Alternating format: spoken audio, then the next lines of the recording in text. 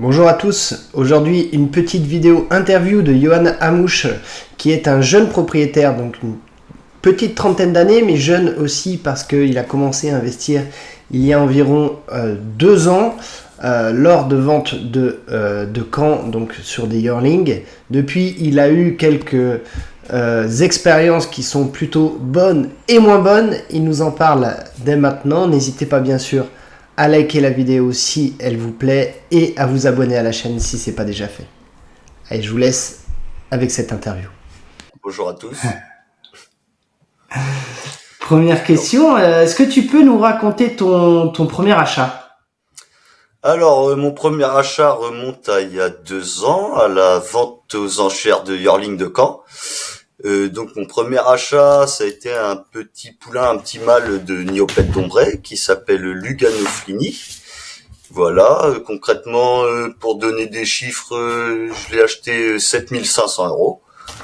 Si on veut rentrer dans les détails des chiffres, et voilà. Donc pour le coup, ça n'a pas été forcément une expérience très heureuse dans le sens où ça a été probablement un mauvais choix, on va dire, dans le choix du poulain, parce que c'est pas un poulain qui a vu les qualifs et qui verra encore moins les hippodromes du coup, mais voilà, c'est ma première expérience et du coup c'était, malgré tout je regrette pas, c'était très très bien. Et la même semaine, j'ai donc eu l'occasion aussi la même année, la même semaine, d'acheter quelques jours après, aux mêmes ventes de Caen aux enchères, une petite aile aussi il y a 2 ans, donc mais une femelle ce coup-là, qui s'appelait Lueur du Châtelet, qui elle a eu l'occasion de se qualifier plutôt correctement et qui a maintenant débuté sa carrière de course et qui doit rester sur 4 ou 5 courses là, avec notamment une 3e place à l'hippodrome de Caen en débutant, qui nous a fait très plaisir. Et voilà, en gros, pour résumer mes 2 premiers achats. Donc un qui n'a pas vu de jour et le deuxième, bon, par la force des choses, pour Lueur du Châtelet, elle est plus sous ma propriété. J'ai souhaité la vendre suite à sa qualification. Voilà, donc pour le coup, c'est l'entraîneur qui me l'a racheté suite à la qualification pour divers problèmes, on va dire, de relations humaines, voilà, concrètement, pour résumer un petit peu mes achats de mes 2 premiers petits poulains. Voilà, et donc c'est justement là-dessus que je voulais rebondir, et donc si je pouvais conseiller aux autres jeunes propriétaires ou aux personnes qui souhaitent se lancer, je pense que, comme on en débriefait un petit peu en off avant, que là, le choix d'un entraîneur est au moins tout aussi important que le choix du cheval en lui-même. Voilà. Ouais, je suis complètement d'accord avec ça. C'est vrai que limite il vaut mieux avoir un cheval moyen mais avoir des très bonnes relations humaines à côté parce que c'est une aventure de l'achat, c'est une aventure humaine avant d'être une aventure sportive. Et bien sûr, c'est important d'avoir des résultats aux courses. C'est un peu ça c'est un peu la finalité, mais je suis d'accord avec toi que s'il y a pas le feeling avec un entraîneur avec qui on a confiance, avec qui on peut discuter, des fois ça peut mal se passer. Voilà, oui, Et exactement. Avant tout, ça reste une aventure humaine et oui, forcément, il vaut mieux des fois avoir un cheval un petit peu moindre, on va dire, au niveau des performances, mais avoir un très bon contact avec son entraîneur parce que oui, c'est vraiment, on est des passionnés avant tout, on n'est pas des businessmen ni des investisseurs, hein. Donc, les finances, c'est pas forcément quelque chose qui nous anime avant tout, même si à la fin de l'équation, on verra que ça reste quand même assez important dans le sens où quand on n'est pas forcément fortuné, il faut éviter de se mettre banqueroute pour cette passion. Mais où c'est que je voulais en venir? Oui, c'est avant tout une aventure humaine et oui, le choix de l'entraîneur est plus important que le choix du cheval en soi. Et c'est ce que j'ai malheureusement ou pas appris sur ce premier achat, on va dire concrètement. Encore une fois, comme je disais, je regrette pas. Et voilà, la pouliche va bien malgré tout, mais bon, j'ai dû m'en séparer à contre-cœur, voilà, pour la petite histoire. tu nous as parlé que t'es un passionné. Ça t'est venu d'où cette passion? Alors cette passion m'est venue, on va dire, assez tardivement, contrairement à d'autres, parce que ça a dû me prendre vers l'âge de 18-19 ans concrètement. Et en fait, la passion elle m'est venue tout simplement de mon père, qui lui était un driver amateur. Il avait son permis d'entraîner, donc il était entraîneur et driver amateur. Et donc forcément, ça m'est arrivé de l'accompagner 2-3 fois aux courses pour lui donner un coup de main à l'époque. Et puis bah, ça m'a piqué. Et puis le virus, il est venu et puis il m'a plus jamais quitté. Et je crois qu'il me quittera vraiment jamais en fait maintenant. Il a combien de victoires ton père en tant que driver? Oh là là, c'est une bonne question. En tant que driver, je dirais une petite quinzaine, et en tant qu'entraîneur, 9 ou 10, je dirais.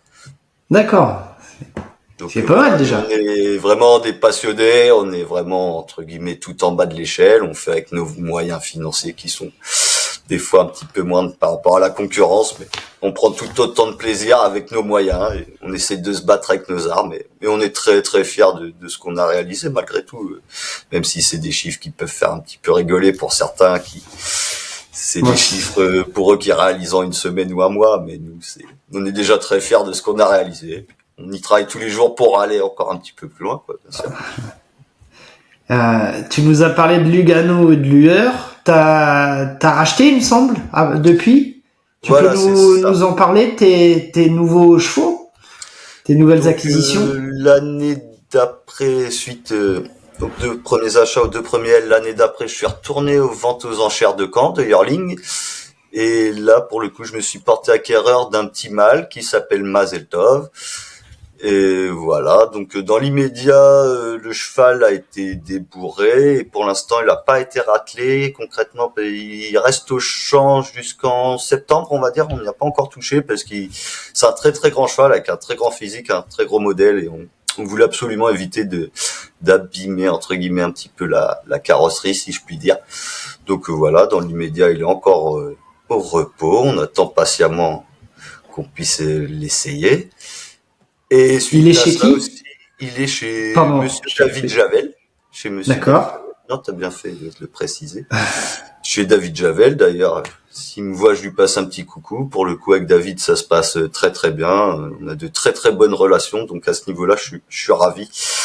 Parce que ma première expérience, comme vous l'avez deviné, était un petit peu mauvaise au niveau du relationnel. Et là, du coup, ça m'a fait beaucoup de bien parce que à un moment donné, forcément, quand ça commence mal, il y a quand même cette idée qui vous traverse la tête d'abandonner. On va pas se mentir, cette idée, elle m'a traversé la tête plus d'une fois, mais la passion a toujours repris le dessus et la niaque et la compétition. Donc ça revient toujours, mais oui, je suis très content, très ravi d'être tombé sur une relation ensuite qui se passe très très bien, donc avec David Javel. Et suite à ça, du coup, après, il y a 2 mois de ça environ, j'ai acheté un petit cheval à réclamer. Donc c'est pas du tout mon credo de base, c'est plus une opportunité qui s'est créée. Je voulais faire plaisir à mon papa parce que c'est forcément une passion que je partage de très près avec mon papa toujours. Et donc je voulais faire plaisir à mon papa, à mon père suite à la vente de ma petite Lueur que j'ai dû me séparer du coup. Avec l'argent qui m'est revenu de Lueur, on a pu s'acheter un petit réclamé, et voilà. Et voilà, on profite pour l'instant, tout va bien. On a recouru 3-4 fois avec ce petit cheval, on essaie de trouver les bons boutons, mais malgré tout, on prend du plaisir. Il a très bien couru dernièrement, et on espère que ça continue, voilà. Il va recourir quand? Tu peux nous donner le nom? Alors, son nom, c'est Crash d'érable. Pour la petite anecdote, je l'ai réclamé aux Andelys il y a environ 2 mois de ça pour la somme de 8100 €. Et voilà, concrètement, oui, donc on l'a mis aussi chez David Javel, il est aussi à l'entraînement chez David Javel, comme Mazeltov. Et donc on l'a recouru quelques fois, et ça se passe pas très mal, et sa dernière course est très bonne, à mon avis, d'après moi. En tout cas, elle m'a fait plaisir, en tout cas. Et donc du coup, sa prochaine échéance devrait être le 13 dans une course de réclamé à Graignes. Voilà. Donc D'accord. vous est pris dans 6 jours normalement. Bon, Donc affaire à on suivre. va cocher la date alors. Voilà, exactement. Pour l'achat du coup de tes yearlings, je vais revenir sur les yearlings que tu achètes. C'est quoi toi les critères qui font qui sont importants pour toi pour acheter un cheval, un yearling? Alors pour les yearlings, j'ai deux approches, on va dire, très opposées, très différentes. Parce que dans l'immédiat, je suis quand même un jeune propriétaire, j'ai acheté très peu de yearlings et Alors, du attends, coup oui. je te coupe 2 secondes, juste pour préciser, c'est ma faute. Les yearlings, donc c'est les jeunes chevaux qui ont 1 an en fait. Voilà. Voilà, c'est ça. Tu peux reprendre. Voilà. Donc dans l'idée, c'est des chevaux dans lesquels on ne connaît pas la valeur réelle en course, hein. Donc c'est un petit peu une loterie concrètement, on va dire. Mais après, moi, j'essaie de faire mes choix essentiellement dans un premier temps sur le pédigré où ça peut être comme ça a été pour Lueur du Châtelet, plutôt un coup de cœur sur l'aspect physique du cheval et de la façon de se déplacer. Donc voilà, j'ai vraiment comment je pourrais dire ça, deux façons de procéder vraiment très très aux antipodes l'une de l'autre. Donc je sais pas encore laquelle va porter ses fruits, donc on verra bien, l'avenir nous le dira. Mais bon, moi après je suis quelqu'un de base très branché élevage et très très branché pédigré, ça c'est vraiment quelque chose que j'aime beaucoup. Donc j'aurais plus tendance à aller chercher des poulains sur des lignées maternelles ou des croisements auxquels je crois beaucoup, mais ça peut tout aussi bien être, comme ça a été le cas par le passé, un coup de cœur concrètement, comme j'avais eu sur Lueur. T'as aussi, alors on a un point commun, c'est qu'on a tous les deux une chaîne YouTube. Est-ce que tu peux nous en parler? Pourquoi t'as créé cette chaîne? À la base, du coup, j'avais créé cette chaîne pour justement expliquer ma nouvelle aventure en tant que propriétaire, parce que moi, c'est quelque chose que je vis intensément. C'est une aventure pour moi. Je me lance dans un monde que je connais pas vraiment et je suis issu du milieu des courses, mais plus du côté turfiste de base. Et quand on rentre dans le milieu, en tant que propriétaire, le contact des entraîneurs, des éleveurs, c'est un monde quand même. C'est un monde que je connaissais pas vraiment, donc j'apprends au fur et à mesure. Et excuse-moi, j'ai perdu le fil de le fil conducteur de ce que je voulais dire, mais où c'est que je voulais en venir.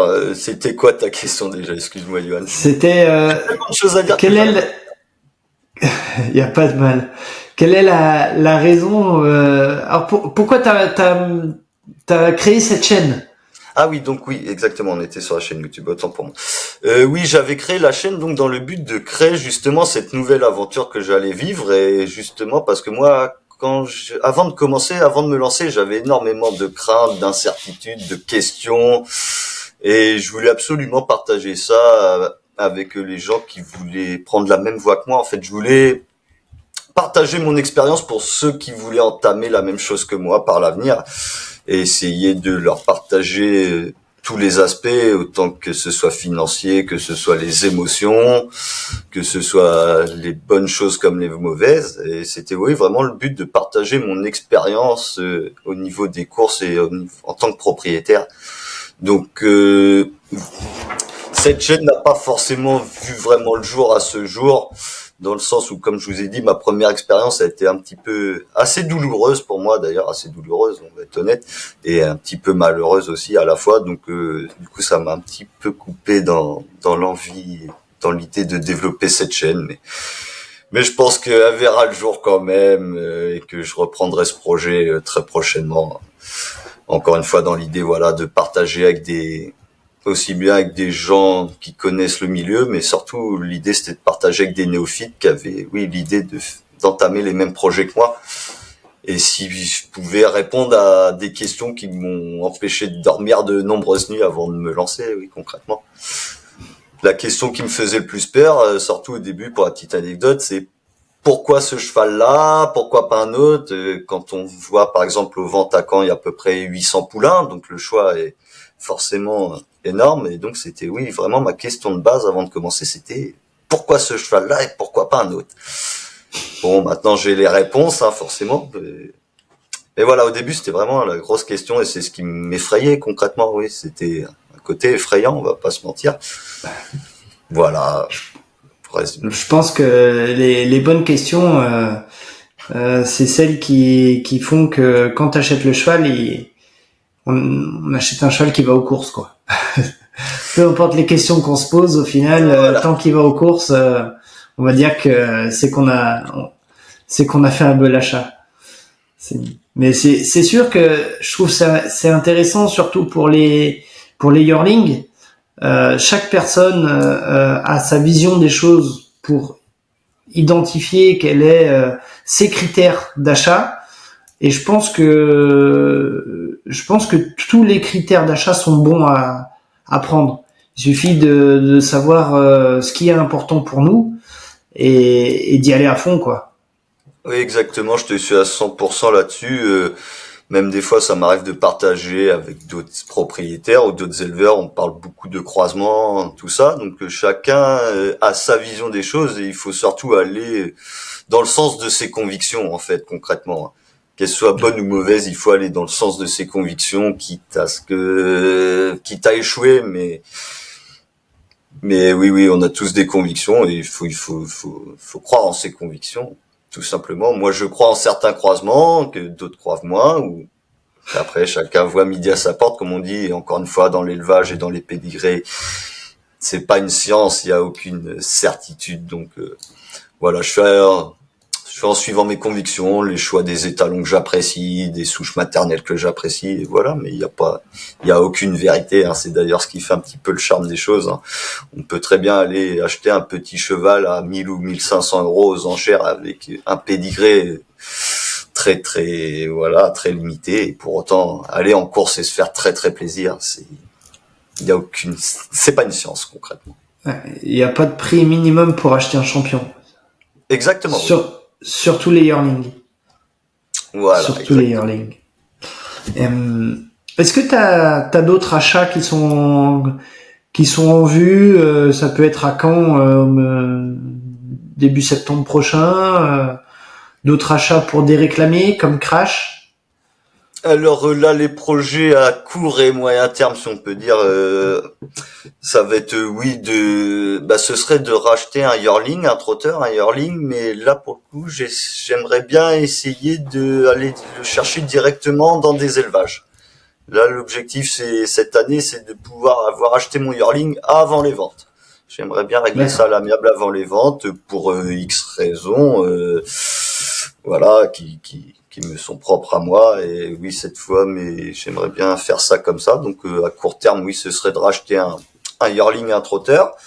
Et pourquoi pas, j'ai eu l'occasion, on n'en a pas discuté parce que c'est encore peut-être un autre domaine, mais j'ai déjà eu l'occasion d'avoir un galopeur. Et donc j'aimerais bien réitérer l'expérience parce que j'avais une expérience très très heureuse pour le coup dans le galop, et j'aimerais bien réitérer l'expérience avec un autre cheval.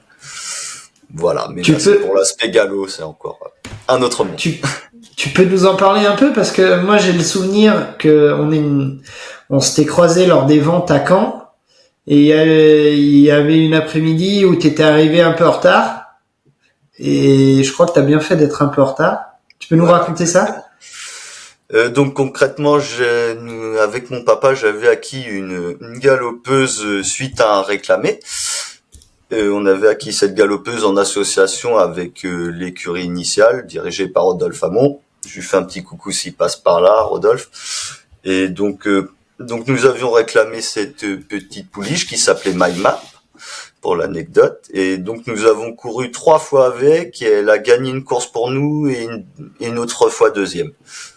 Donc en 3 courses, on avait gagné une fois deuxième, et voilà, on était vraiment ravis. C'était vraiment une expérience. C'est pour ça, ce jour-là, je suis arrivé un petit peu en retard à Caen, dans un état certainement un petit peu second. J'étais encore sur mon nuage. C'était vraiment une expérience incroyable. Et y a pas vraiment c'était le jour de la victoire de MyMap pour voilà, de sa jument, et nous on était à Caen, je sais plus où était la course. Mais je crois qu'on t'avait entendu. C'était où? C'était au Mans, et oui, j'avais eu le privilège d'être interviewé par Stéphane Mons après la course, donc c'était forcément un grand moment. Et voilà, oui, c'est des moments, des super moments, et c'est exactement pour ça qu'on fait ce genre de choses, c'est pour vivre ces moments-là. Et donc voilà, suite à sa victoire, elle a recouru une fois, elle a été deuxième encore une fois au Mans, et puis elle a été réclamée. Bon, on aurait souhaité la garder un petit peu plus longtemps, mais bon, on connaît bien ce jeu, c'est le jeu des réclamés, et on a accepté. Et voilà, ça a été court mais très intense, et on en garde un très très bon souvenir. Et maintenant, faut recréer ces souvenirs-là pour au trot. Voilà, on va C'est essayer du coup ça? de retranscrire ça au trot et puis pourquoi pas retenter une aventure au galop, même si on sait que ça va être difficile de faire mieux pour le coup. Mais non, non, mais de toute façon c'est la passion, c'est toujours la passion avant tout. Encore une fois, comme je vous l'ai dit, abandonner, c'est quelque chose qui me traverse souvent l'esprit, mais la passion à prendre toujours le dessus. Et avant tout, moi, c'est la passion de l'animal. Comme on voit bien, je suis parti au galop, c'est pas forcément la passion du trotteur en soi, c'est déjà la passion de l'animal avant tout. Et un grand respect pour l'animal, déjà. Et voilà, c'est tout ce qui entoure les courses, c'est pas forcément que le fait d'aller courir, de passer le pot en tête, c'est tout ce qu'il y a autour. S'intéresser à l'entraînement, à la nutrition, au côté santé du cheval, physique, tout ça, et pédigré, élevage. Donc j'aime vraiment tout ce contexte, on va dire, et donc je m'y retrouve beaucoup. Je suis très passionné, même certainement un petit peu trop, je pense. Voilà, voilà. Mais c'est avant tout, c'est l'amour de la bête et l'amour de la compétition, et les deux réunis, forcément, c'est un cocktail explosif, quoi. Tu vas souvent les voir, toi, tes chevaux? C'est quelque chose d'important pour toi? D'être proche Est-ce que j'y vais souvent? C'est une bonne question. J'y vais quand je ressens un manque. Donc des fois ça peut être au bout de 2 jours et des fois ça peut être au bout de 3 semaines. Encore une fois, j'ai un très bon contact là avec mon entraîneur, donc il me laisse la possibilité d'y aller quand j'ai envie. Donc je le remercie encore une fois pour ça. Et donc non non, c'est plus oui c'est plus une question de voilà d'envie de ça peut m'arriver pendant 2 semaines de pas trop y penser, et puis après pendant une semaine y aller quasiment tous les jours. C'est vraiment assez aléatoire à ce niveau-là, mais oui, il n'y a pas un seul mois sans que j'aille les voir, effectivement. C'est comme je te disais avant tout, c'est l'amour de l'animal, et donc même aller le voir et le caresser, pour moi c'est déjà super. Ça fait partie de l'aventure, en vrai, c'est quelque chose d'important. Et après, chaque personne a un ressenti différent. Il y en a pour qui c'est impensable d'avoir des chevaux qui sont loin de chez eux. Il y en a pour qui c'est moins gênant, et voilà, toute expérience, enfin tout propriétaire ne se ressemble pas, et heureusement. Moi, je vois, je vais pas voir tous les mois mes chevaux, loin de là.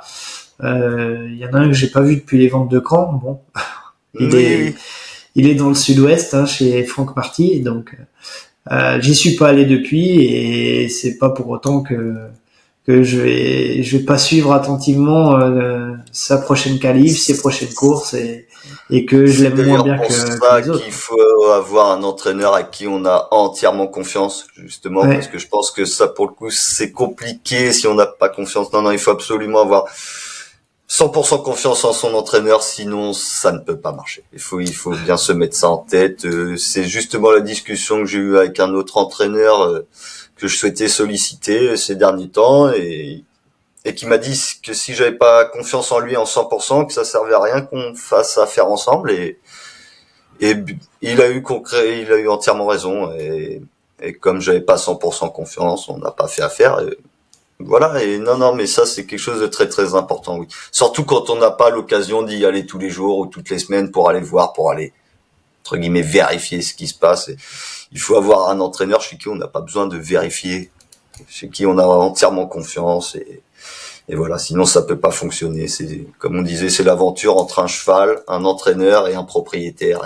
Et c'est une grande aventure. Il faut que tout le monde s'entende et pour que et ça puis fonctionne. chaque relation avec un entraîneur est différente aussi, donc enfin, un entraîneur peut convenir à bon nombre de propriétaires, mais pas à un ou à d'autres. Enfin voilà, et ça fait partie du jeu aussi. Et à la fois, c'est vrai que bon, malheureusement, c'est aussi en se trompant qu'on apprend. Et, bon, toi, tu l'as appris, Oui, c'est mais ça, mais dépend, mais sans, encore une fois, je tire aucun remords, aucun regret, parce que ça fait partie du jeu, et bon, j'étais forcément très très déçu, j'ai beaucoup souffert, et puis, mon père m'a dit concrètement qu'il fallait payer pour apprendre, même si c'est débile. Et du coup, j'ai pris beaucoup plus de recul. Et voilà, et c'est comme ça. Et non, c'est pas un drame en soi. Ça m'a beaucoup blessé sur le coup, mais on revient plus fort et on retente différemment. Et comme tu disais, oui, encore une fois, c'est comme certains chevaux peuvent s'entendre avec certains drivers. Et ben voilà, c'est exactement pour certains propriétaires et certains entraîneurs. Certains entraîneurs peuvent convenir à certains types de propriétaires et d'autres non. Et voilà, c'est vraiment une question de feeling et aussi, je pense, de volonté de carrière pour le cheval. Même si bien souvent avec un yearling, on peut pas faire un plan de carrière parce que bien souvent on connaît pas son réel niveau. Mais voilà, concrètement, il faut aller, oui, avec un entraîneur qui a un petit peu la même vision des chevaux et de la carrière de course que vous. Si vous avez un petit peu peur de Vincennes ou de courir à 2 ans, voilà, vaut mieux prendre des entraîneurs qui sont un petit peu plus provinciaux et un petit peu plus patients, concrètement. Et voilà, il y a plein de, comment dire, de choses qui rentrent en ligne de compte et il faut toutes les prendre et bien prendre son temps pour trouver son entraîneur et pour trouver son cheval. Il faut prendre son temps aussi, il faut pas se presser, il faut trouver la bonne occasion, et la bonne opportunité. Et voilà. En parlant de trouver son cheval, toi, c'est lequel le cheval qui t'a le plus fait rêver ou le cheval à qui t'aurais vraiment adoré être propriétaire? Alors là, je parle, on laisse place au rêve, hein, bien sûr. Hein. Bah, si on laisse place au rêve, pour moi, je pense que je vais répondre Rapide Lebel, concrètement. Un cheval qui prend 50 mètres d'avance et qui déroule et qui s'arrête jamais et qui fait passer des chevaux de prix d'Amérique pour des chevaux de réclamés. Pour moi, c'est incroyable. C'est un champion. Hein. Voilà, pour moi, c'est même plus des chevaux, c'est des dons du ciel. Concrètement, là, c'est, ah oui, non, voilà, ce cheval-là, oui, m'a vraiment impressionné. Après, encore une fois, comme on disait, celui que moi, j'aurais voulu avoir, je vous dis pas que c'est le meilleur, mais celui qui m'aurait fait rêver en tant que propriétaire, oui. Se voir à 50 mètres devant détaché des autres, c'est complètement fou. Lui, c'était une question de sagesse aussi. Il pouvait être fautif n'importe quelle course, mais alors par contre, quand il était bien luné, c'était un phénomène. Hein. C'est dommage qu'il ait été hongre. Voilà, on aurait bien aimé le voir face dans les plus belles courses, quoi. Dans les plus belles courses, voilà. Et dans une génération qui était extrêmement bonne quand même. Donc il a couru contre Reddy Cash. Il a eu l'occasion de courir contre Reddy Cash, oui, le match tant attendu que tout le monde attendait. Ouais. Donc Reddy Cash a eu raison de lui ce jour-là, mais à défaut, je pense que c'était peut-être pas Rapide Lebel au plus haut de sa forme. Mais voilà, bon après être battu par Reddy Cash, de toute façon, c'est jamais une honte en soi, c'est toujours une grande performance forcément. Mais étant fan de Rapide Lebel, bon, j'aimais ce petit qui n'était peut-être pas à 100% de ses capacités. Mais c'était un très grand moment. Le cœur a ses raisons que la raison ignore. Exactement, on a toujours un petit chouchou. Faire un peu de poésie. On trouve toujours des excuses. D'accord, bon. Bah, merci beaucoup en tout cas, Johan. Je sais pas si tu as quelque chose à rajouter, si tu veux rajouter quelque chose. C'est ton moment. Dans l'immédiat, rajouter quelque chose, non. Je vais juste passer un petit coucou, un gros bisou à mon papa, qui est l'investigateur un petit peu de tout ça. C'est lui qui m'a transmis tout ça. Et là, en ce moment, il est à l'hôpital pour quelque chose de bénin, mais bon, il est un petit peu à l'hôpital. Donc, je lui fais un gros bisou. J'en profite pour faire un coucou à monsieur Rodolphe Hamon aussi, de l'écurie initiale, comme on disait tout à l'heure, qui m'a fait vivre de très grands moments dans le galop. Et voilà, et non, certainement des gens que j'oublie. Un gros bisou à David et à sa copine Laura, chez qui j'ai mes chevaux. Et voilà, ce sera le mot de la fin pour moi. Bah, merci beaucoup, Johan. Merci. Et puis, on n'oublie pas du coup le 13. Hein, voilà, course le 13 de crash. Crash d'érable à Graigne. Voilà, donc pour la petite histoire, bon, je pense qu'il est un petit peu moins bon à gauche, donc bon, on n'est pas d'une ambition débordante, mais on va essayer de défendre fièrement nos chances. On va faire de notre mieux et on va surtout, comme toujours, crier très fort dans les tribunes, dans la ligne droite. Ah, je compte sur toi, j'ai aucun doute là-dessus. Oui.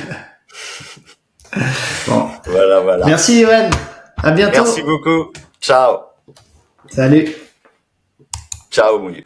Un grand merci à Johan de nous avoir accordé cette interview. J'espère qu'elle vous sera utile et qu'elle vous aura plu. N'hésitez pas non plus à me contacter si ça vous intéresse de vous faire interviewer et que vous avez bien sûr une expérience de propriétaire, ou même que voilà, si vous voulez franchir le pas, ça peut être aussi intéressant de se faire interviewer. J'en profite aussi pour vous dire que bien sûr on va encourager Crash d'érable, le cheval de Johan qui va courir ce jeudi à Graignes, donc ne manquez pas la date. Quant à moi, je suis en train de travailler sur les ventes de Cabourg, donc les ventes du 28 juin. Le catalogue est sorti il y a un jour ou deux. Je suis en train d'éplucher le catalogue. Bien sûr, contactez-moi si vous voulez si vous voulez qu'on travaille ensemble. Ce sera avec grand plaisir et je vous en remercie. Et moi, je vous dis à bientôt sur les hippodromes ou pour de nouvelles vidéos. Allez, salut!